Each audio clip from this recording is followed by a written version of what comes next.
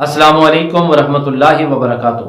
میرا رب آپ کو آسان، عزت والی، لذت والی، فضل والی زندگی عطا فرمائے، آمین۔ گزشتہ شب فون پر مجھ سے کسی نے مسئلہ پوچھا کہ میں کسی سے ناراض ہوں، انہوں نے شادی کا کارڈ بھیجا ہے، میں شادی پہ جاؤں یا نہ جاؤں۔ میں نے کہا ضرور جائیے شادی پر، ناراضگی کا ہے کہ جب انہوں نے شادی کارڈ بھیجنے کی جرت کر لی ہے تو آپ بھی جانے کی جرت کیجئے۔ کہنے لگے نہیں، میں خاندان کے 5 بندوں سے ناراض تھا کسی وجہ سے، تو میں نے انہیں کہا تھا کہ میں ان سے ناراض ہوں، آپ بھی ناراض ہو جائیں۔ تو وہ تو ان سے ناراض نہیں ہوئے، تو پھر میں ان سے بھی ناراض ہو گیا تھا۔ پھر اب میری یہ ضد ہے کہ وہ سب مجھ سے معافی مانگیں، تب میں ان سے راضی ہوں گا اور شادی پر جاؤں گا۔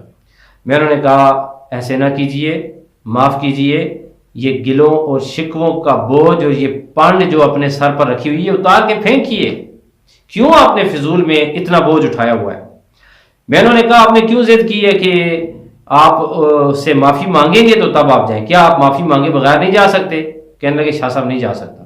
میں نے کہا دیکھیں، فتح مکہ کے موقع پر آقا علیہ السلام کے ساتھ بے پناہ ظلم کرنے والے مکہ والوں کو آقا علیہ السلام نے بغیر معافی مانگے معاف فرما دیا تھا، بغیر معافی مانگے معاف فرما دیا تھا۔ ہم تو خواہ مخواہ میں ناراض بھی ہوتے ہیں، بغیر کسی دلیل کے ناراض ہوتے ہیں۔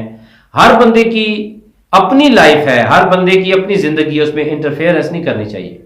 ہمارے اپنے معاملات ہیں، ہمارا دل سمندر جیسا ہونا چاہیے جس میں پہاڑ بھی چلا جائے تو آواز بھی نہیں آتی، پتہ بھی نہیں چلتا۔ اپنے سینے کو کشادہ کیجئے، اپنے دل کے حجرے میں کسی کی دشمنی کی میل، کسی کی رنجش، کسی کا غم، کسی کا کینہ، کسی کا بغض مت رکھیے۔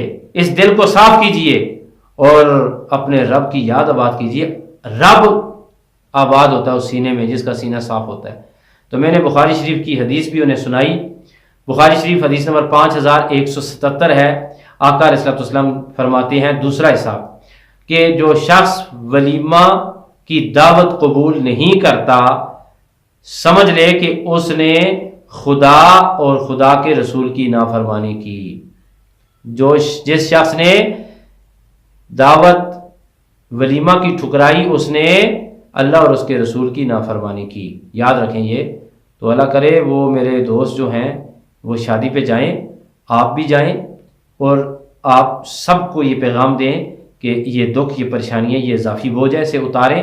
اسے اتاریں گے تو دل صاف ہوگا، دل صاف ہوگا تو رب راضی ہوگا۔ آج کسی کو آپ معاف کریں گے، کل اللہ آپ کو معاف کرے گا۔ میرا رب آپ پر فضل فرمائے، آمین۔